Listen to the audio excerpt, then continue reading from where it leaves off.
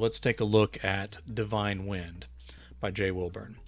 Hannah Winston was a soft woman married to a hard man. Almond was not an unkind man by nature, but he couldn't always live up to those ideals. Over the years, they both hardened. Farm life, especially in that era of the western United States and territories, was a hard was a hard existence. So Hannah had to harden a little. She felt worse for the children. Life was not easy for them, and Hannah's warmth only went so far to thaw the coldness they got from their father and the realities of a harsh world. The open plains were beautiful, but they often covered over the dangers and the unforgiveness of the land. As the children grew up, married, and moved back east, they did not visit as often. Hannah sensed their love in letters, but sometimes love wasn't enough to bring people back to harsh land filled with hard memories, and a father who didn't know how to show the kindness hidden in his heart. Bitterness started to eat away at Hannah from the edges. As they grew older, the work was only easier by degrees. Towns built up closer, making sales easier. Making sales easier when crops were good. Paved roads helped as much as they could. With age, Almond worked a little less, meaning Hannah, with the curse of good health, had to work more. I don't need all this extra here. Okay. Often, those long days out in the fields were a blessing of solitude. She did not come so far as to hate the man, but she appreciated her time away from him, even if the work threatened to break her back. A storm was coming in, and she'd lived long enough to know that was nothing to take lightly. Still, she leaned on the rough wooden post strung with wire. As she bent her head into the wind, she thought she could still see stains from the blood off her knuckles the day they first strung this old fence. Fixing a typo there. As the sky darkened into sinister threat, she kept her place in the whipping grass at the end of the wheel ruts. It picked up even more and pulled the fabric of her dress tight against her curves. She squinted into the dust, peppering her face, and was surprised not to see a funnel cutting its deadly course across the plains. If she let her imagination go, she could invent the image to go with these powerful winds, but this was something else. She had tarried for the coming of some other species of wind. The wires snapped first and whipped about with killing force. Maybe she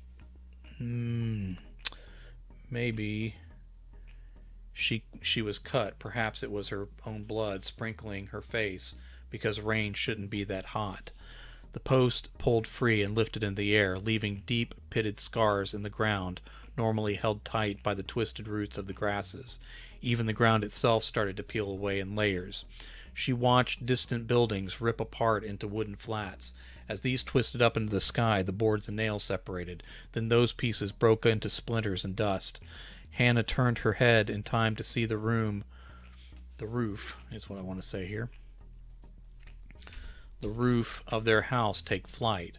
As it exploded on the wind, she wondered if old Almond was in there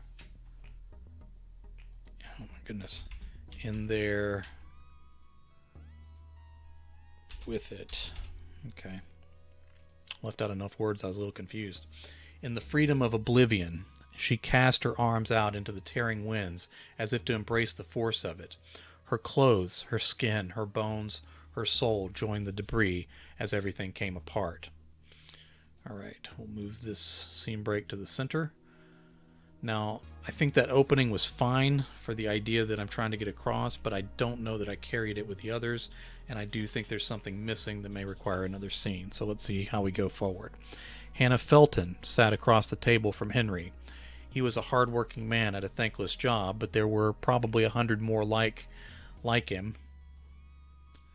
100 more like him in the apartments above and below. Down the block, 1,000 more told the same story. Across the city, countless others lived a template of the same life. This time, she had no children to worry about, just their food, their roof, and their food, save for the pair of them.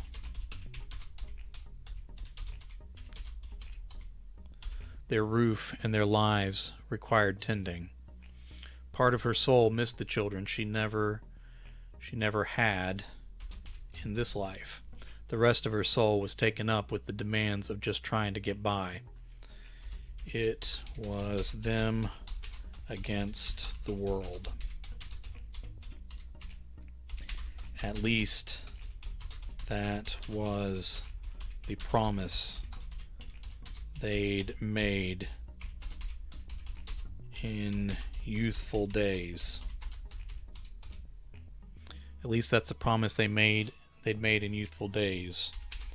And they had believed that vow for a number of years. Okay. Let's move forward with this. Street noise echoed up and through the single-pane windows. Cold blew through with more intensity. The radiator cooked her on one side as the winter chill froze her from the other.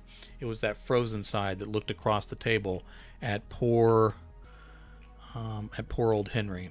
The glass shook with the first blasts of wind. The first blasts of, let's say, a stronger wind.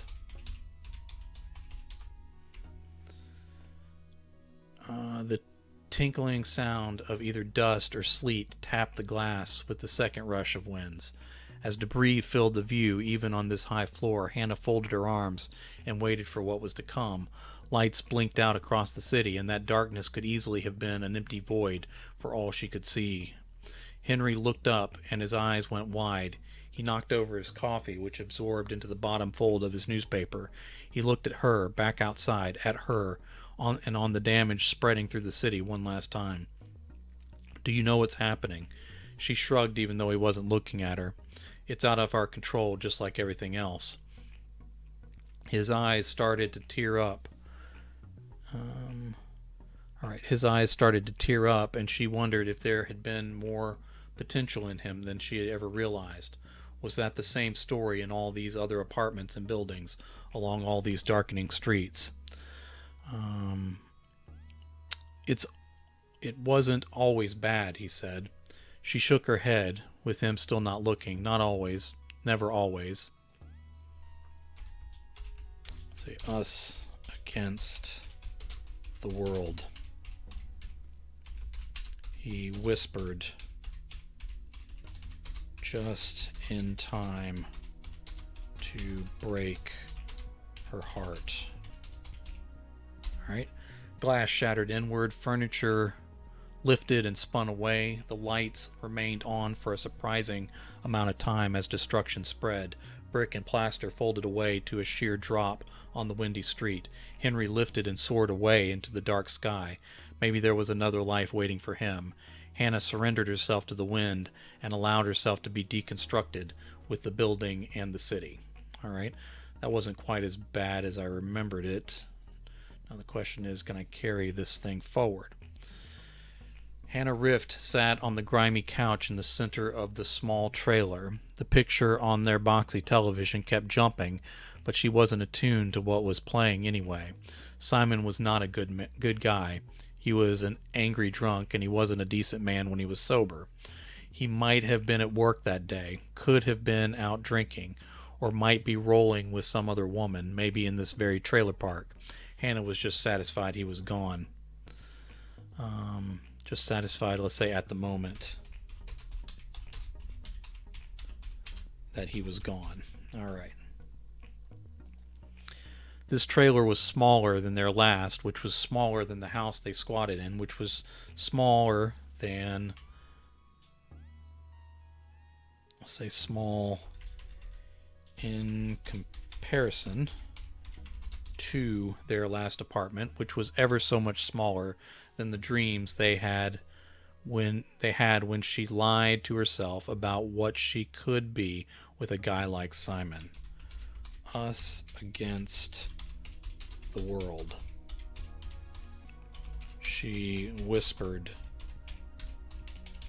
with only part of her mind engaged.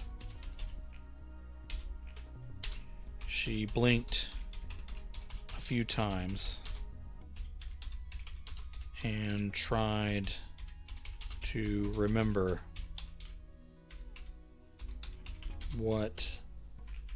where that was from.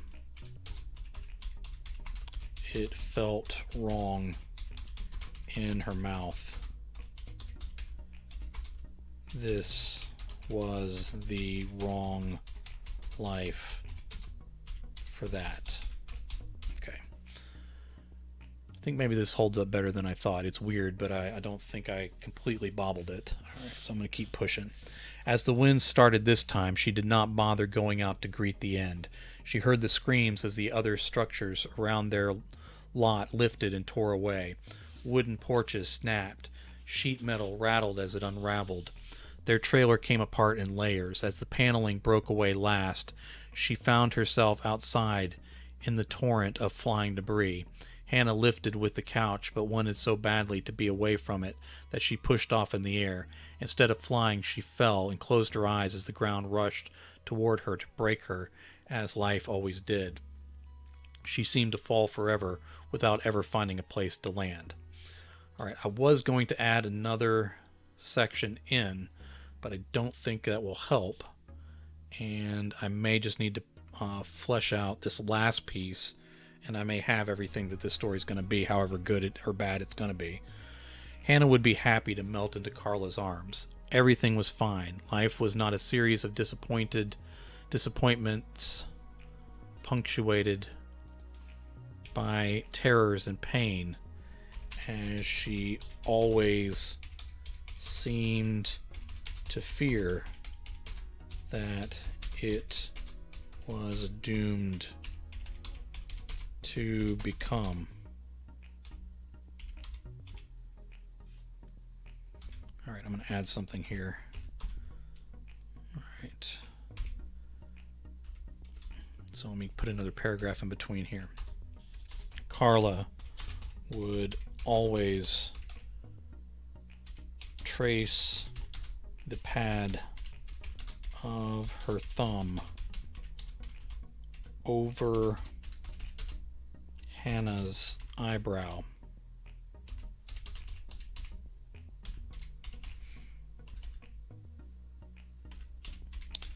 Sometimes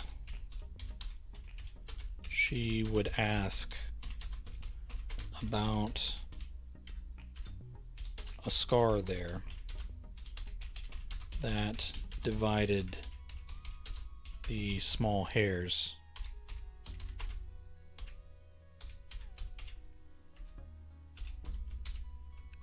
I don't remember, Hannah would say.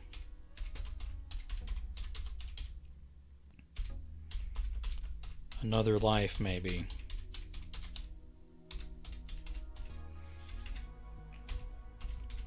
Carla always responded.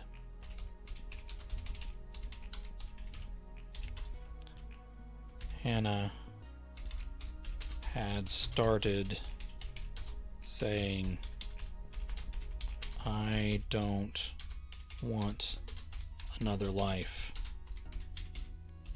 I don't want this one to end.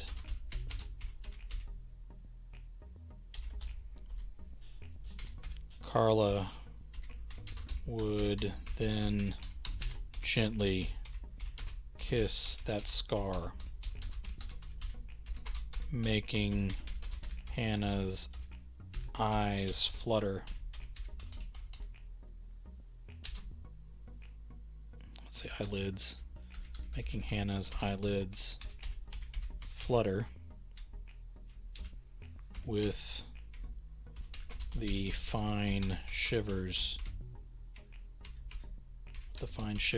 up her back. And Carla would say, let me push back the darkness for you a little while longer.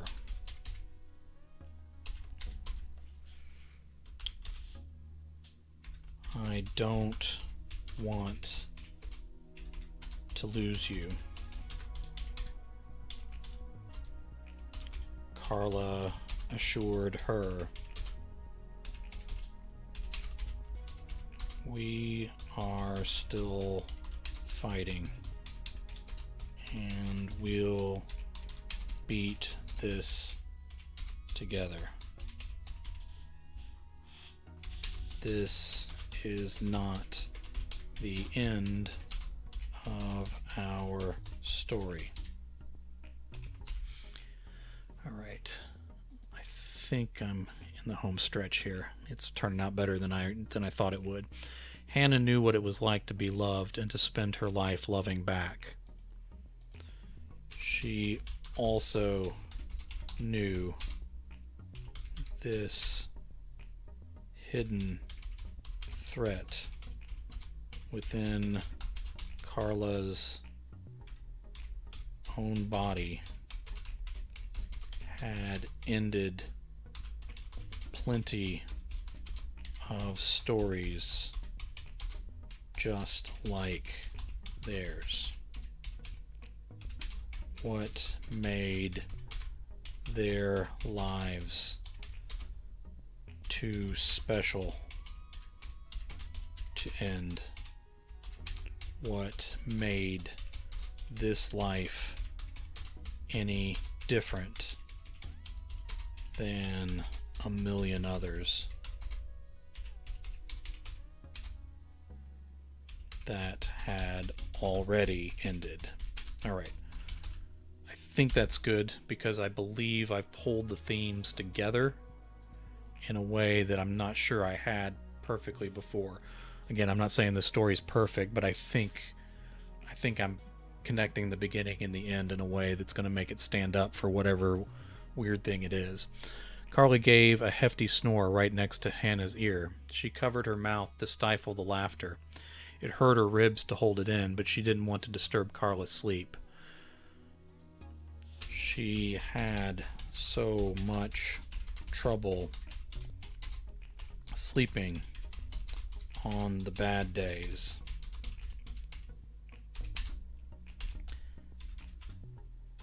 Hannah would give anything for a million more of even the worst days she had with Carla. She'd take an eternity of them were they offered.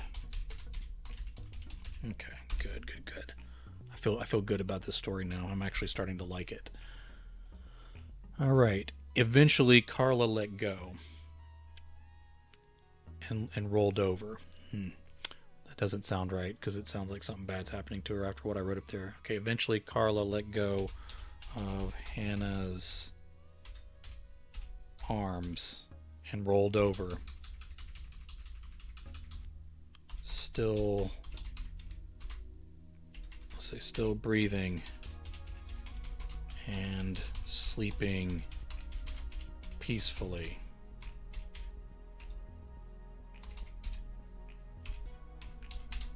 Hannah was most grateful for this today.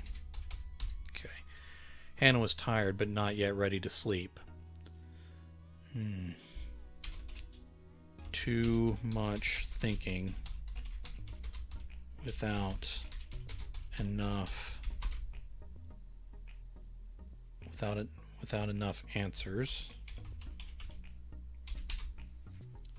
Too hard to push away the darkness for now.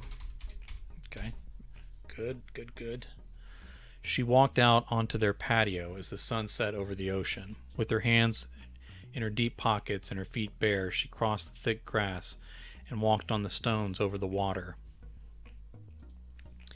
Everything was just slightly too cold for bare feet, but that somehow made it all perfect. Okay, wind blew in over the crashing waves. It twisted and flipped her hair about her head in the dying light. It was not the tearing wind, not the winds of the end, not yet. So Hannah watched the sun extinguish itself into the sea. She was not ready for the end, so she hoped these final winds held off for a little while longer. And as it would happen, the sun would rise at her back again.